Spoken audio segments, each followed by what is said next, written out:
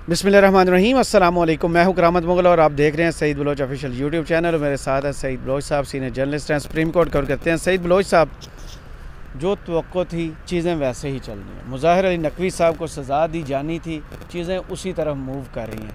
शिकायत को निंदा आता है, नून लीग का वकील पूरा उसको VIP प्रोटोकॉल दिया जाता है, चीज़ें चलना शुरू होती हैं। जो भी इस्तदा करते हैं, जितने भी वो जवाबात देते हैं, वो पसे पर डाल दिए जाते हैं कि ये नहीं, हमने फ़ैसला किया हुआ है। काजी साहब का मेरे हाल में ज़हन वही है कि इन्होंने एक तो इलेक्शंस का अनाउंस क्यों किया था, फ़ैसला क्यों लिया था। दूसरा, ये उमर अताब बंदयाल साहब के बहुत करीबी थे, तो वो तकसीम आज तक चल रही है। क्या काजी साहब बिल्कुल वही काम कर रहे हैं जो नून लीग डिमांड कर रही है? बहुत शुक्रिया करामत मुगल साहब। देखिए, आपने बिल्कुल ठीक कहा कि जस्टिस मुज़ाहिर नकवी को जो सज़ा मिल रही है वो दर हकीकत सिर्फ़ और सिर्फ इस मकसद की मिल रही है कि उन्होंने पंजाब और खैबर पख्तूनख्वा में आम इंतखाबात करवाने के हवाले से एक नोट 16 फरवरी 2023 को साबिक़ चीफ़ जस्टिस उमर अताब बंदयाल को भिजवाया था। ये उस 2 रुकनी बेंच में शामिल थे जिसकी सरबराही जस्टिस एजाज़ुल एहसन कर रहे थे और साथ बेंच में जस्टिस मुज़ाहिर नकवी शामिल थे। और यही वो सज़ा है जो मुक़्तदर हलकों ने उनके ख़िलाफ़ ये कार्रवाई आगे बढ़ाई और उनकी जायदादों के इल्ज़ामात लगाकर उनके ख़िलाफ़ ये शिकायत दर्ज करवाई गई। और अलमिया देखे कि जो पाकिस्तान बार काउंसिल मौजूदा चीफ़ जस्टिस काजी फ़ायज़ ईसा के ख़िलाफ़ जब सदारती रेफरेंस PTI दौर में आया था, तो उस वक्त पाकिस्तान बार काउंसिल और सुप्रीम कोर्ट बार ने जस्टिस काजी फ़ायज़ ईसा का साथ दिया था। और अब जब मौजूदा चीफ़ जस्टिस के दौर में एक और जज के हवाले से शिकायत आई, तो उल्टा Pakistan bar council justice Mazahir Naqvi के साथ खड़ी होती, वो भी जाके उनके ख़िलाफ़ शिकायत कुनंदगान में शामिल हो गई। तो यहाँ पे देखें कि पाकिस्तान बार काउंसिल भी मुस्लिम लीग नून की इस वक्त ज़ेर असर है, ज़ेर तसल्लुत है, क्योंकि आज़म नज़ीर तारड़ साहब हों या एहसन बोन साहब हों, वो पाकिस्तान बार काउंसिल के मेंबर हैं और उन्हीं के गिरफ्त में इस वक्त पाकिस्तान बार काउंसिल मौजूद है।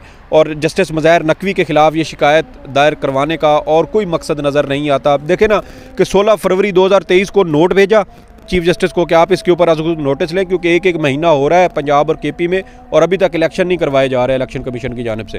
तो उसके ऊपर क्या हुआ कि बजाय कि उस चीज़ को आगे लेके चला जाता, बार काउंसिल्स और बार एसोसिएशन सुप्रीम कोर्ट के साथ खड़ी होती, उल्टा जस्टिस मुज़ाहिर नकवी को टारगेट किया जाने लगा। और जस्टिस मुज़ाहिर नकवी के ख़िलाफ़ उसी दिन 16 फरवरी को एक मुबैना ऑडियो लीक कर दी गई, जो कहा गया कि ये चौधरी परवेज़ इलाही के साथ मिले हुए थे।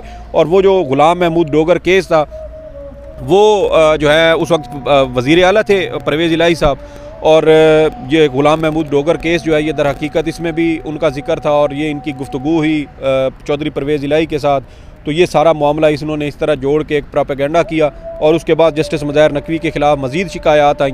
पाकिस्तान बार काउंसिल ने 10 मार्च 2023 को जस्टिस मुज़ाहिर नकवी के ख़िलाफ़ बाकायदा जुडिशल काउंसिल को शिकायत भेज दी और उस तरह जस्टिस मुज़ाहिर नकवी के ख़िलाफ़ इंतकामी कार्रवाई का सिलसिला शुरू हो गया। फिर आप देखें कि मुस्लिम लीग नून की जानिब से मुस्लिम लीग नून का बराह रास्त जस्टिस मुज़ाहिर नकवी के ख़िलाफ़ कोई टकराव नहीं है। जस्टिस मुज़ाहिर नकवी साहब के को टारगेट करने का नून लीग की जानिब से सिर्फ एक यही था कि जस्टिस मुज़ाहिर नकवी ने क्यों मामला पंजाब और KP इलेक्शन का चीफ़ जस्टिस को भिजवाया, जिस पर चीफ़ जस्टिस ने 7 रुकनी लार्जर बेंच बनाया और फिर उस बेंच ने 1 मार्च को फ़ैसला दिया और 1 मार्च के फ़ैसले को फिर 4 अप्रैल को दोबारा उसको एंडोर्स किया गया और इस तरह 14 मई को पंजाब में इलेक्शन करवाने का कहा गया। लेकिन 15 मई को PDM हुकूमत ने सुप्रीम कोर्ट के बाहर यहाँ सामने हमारे जलसा किया और justice Mazahir Naqvi, justice Ijazul Ahsan, justice साबिक़ चीफ़ जस्टिस उमर अताब बंदयाल के ख़िलाफ़ इंतहाई गलीज़ और नाजेबा ज़बान का इस्तेमाल किया। जजेस को नंगी गालियाँ दी गई यहाँ शरह दस्तूर पर सुप्रीम कोर्ट के सामने। और काजी साहब जो है वो अपने बरादर जजेस के साथ खड़ा होने की बजाय वो जजेस में तकसीम की वजह बने। उन्होंने ही जजेस को तकसीम किया।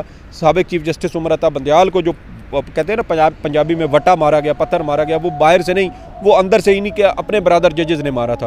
और वो तकसीम जो उस वक्त जिसकी दरार डाली गई, वो दरार अब बढ़ते बढ़ते एक पूरी खलीज बन चुकी है। और आज जस्टिस मुज़ाहिर नकवी की जिस तरह कार्रवाई जुडिशल काउंसिल की कार्रवाई के ख़िलाफ़ सुप्रीम कोर्ट में दरख्वास्त पर समाअत हुई और उन्होंने हुक्म इम्तना की इस्तदा की कि देखें जब तक सुप्रीम कोर्ट में आपके सामने ये केस चल रहा है आप जुडिशल काउंसिल की कार्रवाई के ख़िलाफ़ हुक्म इम्तना दे दें, तो ये हुक्म इम्तना होना कोई अनहोनी नहीं है, ये एक रूटीन की कार्रवाई है जी। ठीक है, सुप्रीम कोर्ट इस मामले को सुन रही है ना, तो जब तक ये फ़ैसला नहीं होता जुडिशल काउंसिल अपनी कार्रवाई रोक दे।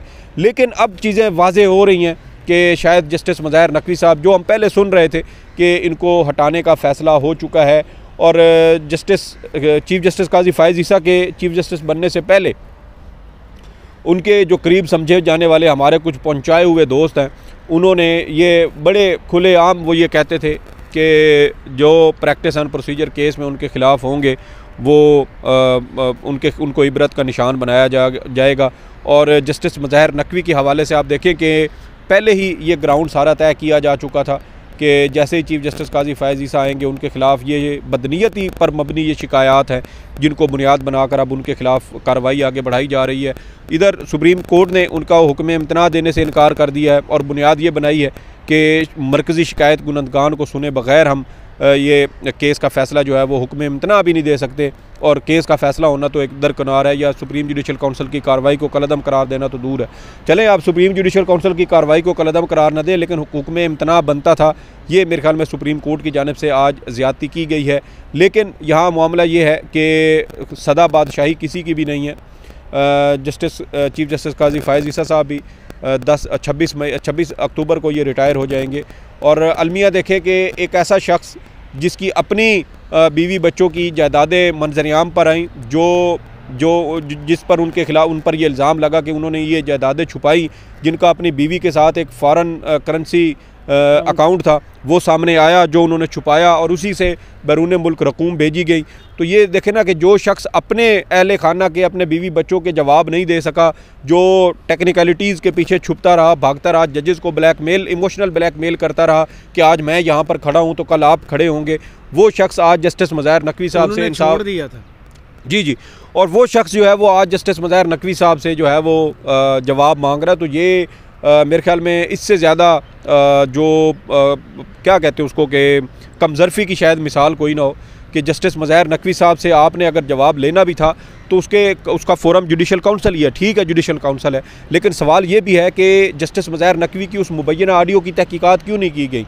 और आप देखें कि जस्टिस मज़ाहिर और शिकायत कुनिंदा से सोर्स क्यों नहीं पूछा गया, आपके पास ये सारे डॉक्यूमेंट्स आए कहाँ से हैं, आपने रिसर्च कहाँ से की? जी बिल्कुल। और देखें कि जस्टिस मज़ाहिर नकवी साहब के ख़िलाफ़ ये शवाहिद जो सामने आए हैं, ये किसी एक या दो फर्द की बात ही नहीं है, ये इदारों का काम है। ये जैसे स्टेट लेवल पे इदारे होते हैं ना, ये उनकी छानबीन की गई लगती है। और देखें कि पीडीएम हुकूमत में, जब ये पीडीएम की हुकूमत थी, उसी दौरान ये दरख्वास्त दायर हुई है।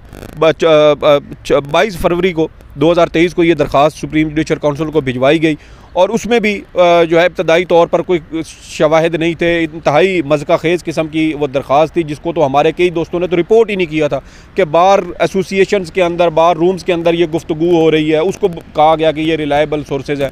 और उसके बाद जब ये शिकायत आ गई तो फिर मुस्लिम लीग नून हुकूमत की जानिब से और दीगर शायद रियासती इदारों की जानिब से उस शिकायत गुजार जो इमरान खान के ख़िलाफ़ कातलाना हमला करने वाले मुलजिम का भी वकील है नून लीग का, और उस वकील के ज़रिए ये सारी कार्रवाई जो है वो आगे बढ़ाई गई। फिर उसको शवाहिद दिए गए, वो शवाहिद मज़ीद अदालत में पेश किए गए। और देखें कि जस्टिस मज़ाहिर नकवी के ख़िलाफ़ ऑडियो की तहकीकात नहीं हुई। जब अपनी बारी थी तो काजी साहब कहते थे कि लंदन की सड़कों पर मेरे बच्चों के पीछा किया जाता है, उनकी जासूसी की जाती है, इसलिए ये बदनीयती पर मबनी रेफरेंस है जो उनके ख़िलाफ़ दायर किया गया है। तो यहाँ जस्टिस मज़ाहिर नकवी साहब ने भी तो सिर्फ एक नोट भिजवाया था और उस नोट को बुनियाद बनाकर उनके ख़िलाफ़ ये सारी मुनज़्ज़म जो है वो गेम डाली गई और उनकी तज़हीक की गई, उनके ख़िलाफ़ मुनज़्ज़म और गलीज़ मुहिम नून लीग के सोशल मीडिया की जानिब से चलाई गई। लेकिन उसके बावजूद जो ग्राउंड्स चीफ़ जस्टिस काजी फ़ाइज़ ईसा अपने लिए लेते रहे, मैं तो इसको कमज़रफ़ी कहूँगा कि जिस दरिया से वो कहते हैं ना कि आप जहाँ से गुज़र के आए होते हैं, आपको कम अज़ कम लोगों की फिर तकलीफ़ का अंदाज़ा होता है कि जहाँ से मैं गुज़र के आया हूँ वहाँ किसी और को अगर कोई गुज़र रहा है तो फिर वो चीज़ें नहीं होनी चाहिए। लेकिन चीफ़ जस्टिस काजी फ़ाइज़ ईसा साहब ने अपना उल्लू सीधा किया और अपने जो बरादर जजेस थे उनको इमोशनली ब्लैकमेल किया कि आज मैं यहाँ पे खड़ा हूँ तो कल आप भी खड़े होंगे। लेकिन जस्टिस मज़ाहिर नकवी साहब जो है उनको इंतकामी कार्रवाई का निशाना बनाया जा रहा है और ख़ास तौर पर मुस्लिम लीग नून की ख्वाहिशात को पूरा करने के लिए मेरे ख्याल में अब ये तय हो चुका है कि उनको ओहदे से बरतरफ किया जाएगा। देखें अब अगर उनको प्रोसीजर अब क्या है, अब यहाँ पे कार्रवाई पूरी होती है उसके बाद क्या होगा? देखें अब सुप्रीम कोर्ट ने तो कह दिया कि उनके खिलाफ उनको हुक्म इम्तना तो जुडिशल काउंसिल की कार्रवाई के खिलाफ मिला नहीं है। अब इसमें होना यह है कि मेरे ख्याल में एक गलती जस्टिस मज़ाहिर नकवी साहब की भी है कि उन्होंने जब दिसंबर के महीने में यही 3 रुकनी बेंच था जिसने ये कार्रवाई करने जब पहली समाअत की थी तो उनको इस पर बेंच की जो तश्कील थी उसके ऊपर एतराज़ नहीं करना चाहिए था। लेकिन उसमें अब चीफ जस्टिस काजी फ़ाइज़ ईसा की भी एक और बदनीयती आप देखें कि जस्टिस मज़ाहिर नकवी के वकील ने जो एतराज़ किया, उन्होंने तकरीबन 2 हफ्ते के बाद दोबारा वही बेंच बना के उसी बेंच के सामने केस लगा दिया और बेंच भी वही है, 3 रुकनी कमेटी के सामने वो पेश ही नहीं हुआ, वही बेंच। और फिर जब केस की गुज़श्ता रोज़ समाअत हुई तो कहा गया कि आप या तो अपने एतराज़ वापस लें या फिर हम इस केस को ही नहीं सुनते। तो फिर मजबूरन जस्टिस मज़ाहिर नकवी के वकील को मजबूर किया गया कि आप अपने एतराज़ वापस लें। उन्होंने फिर मजबूरन अपने एतराज़ात वापस लिए और फिर इस तरह केस ने बेंच ने समाअत शुरू की और आज तक कार्रवाई मुलतवी की। और आज जब उन्होंने हुक्म इम्तना की इस्तदा की तो वो इस्तदा मुस्तरद कर दी गई। अब जुडिशल काउंसिल में जो गुज़श्ता इजलास हुआ था जुडिशल काउंसिल का गालबन 14 या 15 दिसंबर को, उसमें ये फ़ैसला हुआ था कि आइंदा समाअत 11 जनवरी को होगी और तमाम रिकॉर्ड शवाहिद और जो है वो तलब किए गए थे। और कहा गया था जो काउंसिल के चेयरमैन हैं मौजूदा चीफ जस्टिस काजी फ़ाइज़ ईसा कि हम उसी दिन इस केस को जो है वो निपटाएंगे।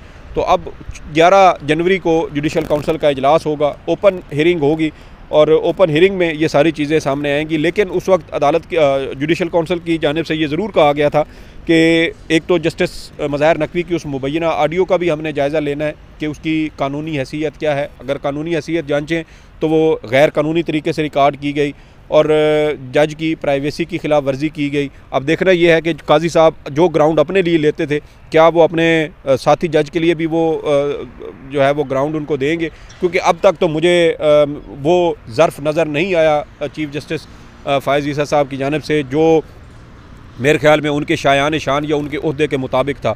दूसरा आप देखें कि मुख्तलिफ़ शिकायत हैं जायदादों के हवाले से, उसके ऊपर जस्टिस मज़ाहिर नकवी पहले भी जवाब दे चुके हैं। गुजरांवाला में एक प्लाट है प्लाजा था, उसका इल्ज़ाम लगाया गया। उन्होंने कहा कि मैं तो उस बंदे को नहीं जानता जो उसका मालिक है, मेरा उससे कोई लेना देना ही नहीं है। फिर गुलबर्ग में उन्होंने एक प्लाट ख़रीदा था तो उसका इल्ज़ाम लगाया गया जी कि ये केस जस्टिस मज़ाहिर नकवी ने इस खातून का केस 10 साल पहले सुना था, हालांकि फ़ैसला भी उन्होंने उस खातून के ख़िलाफ़ दिया था। और फिर भी कहा गया कि इस खातून से इन्होंने ख़रीदा और ये दर हकीकत 10 साल से इनकी नज़र थी इस प्लाट के ऊपर। अजीब मज़का खेज़ किस्म की ये सारी अफसानवी बातें हैं। अगर ये मेरिट पर ये चीज़ें सर सुनी जाएँ तो ये इंतहाई भूंडी ये शिकायत हैं और इनके ऊपर शिकायत कुनदगान के ख़िलाफ़ कार्रवाई होनी चाहिए। पाकिस्तान बार काउंसिल की भी इसमें खुली बदनीयती है कि आप देखें कि उन्होंने भी उस ऑडियो को जो है वो उसका ग्राउंड बना के दरख्वास्त दायर की थी, शिकायत दायर की थी कि ये इसकी जो है वो इनकी मुबैना ऑडियो सामने आई है तो इनको ये मिसकंडक्ट के मुर्तकिब हुए हैं तो इनके खिलाफ कार्रवाई की जाए। ये नहीं कहा कि ये ऑडियो गैर कानूनी है। तो यहाँ से आप अंदाज़ा लगाएं कि बार काउंसिल कितनी टाउट किस्म की इनकी जो है वो इदारा बन चुका है कि पाकिस्तान का इतना बड़ा इदारा जो मुल्क में जो वकालत का एक शोबा है उससे मुंसलिक यूनिवर्सिटीज़ कॉलेजेस के लिए हवाले से जो कोड ऑफ कंडक्ट होते हैं, वकीलों के कोड ऑफ कंडक्ट होते हैं, बार काउंसिल बार एसोसिएशंस के कोड ऑफ कंडक्ट होते हैं, ये लॉ से मुतल्लिक जितने भी आपका सिलेबस या नसाब तैयार होता है वो सारा पाकिस्तान बार वाले तैयार करते हैं। तो देखें कि वहाँ पर भी ये सारी चीज़ें नहीं हो रही और बार काउंसिल बजाय जज के साथ खड़े होने के उनके खिलाफ उल्टा एक गैर कानूनी तरीके से रिकॉर्ड की गई ऑडियो को बुनियाद बना के शिकायत लेके आए। मेरे ख्याल में तो शायद अब जस्टिस मज़ाहिर नकवी साहब का बचना बहुत मुश्किल हो।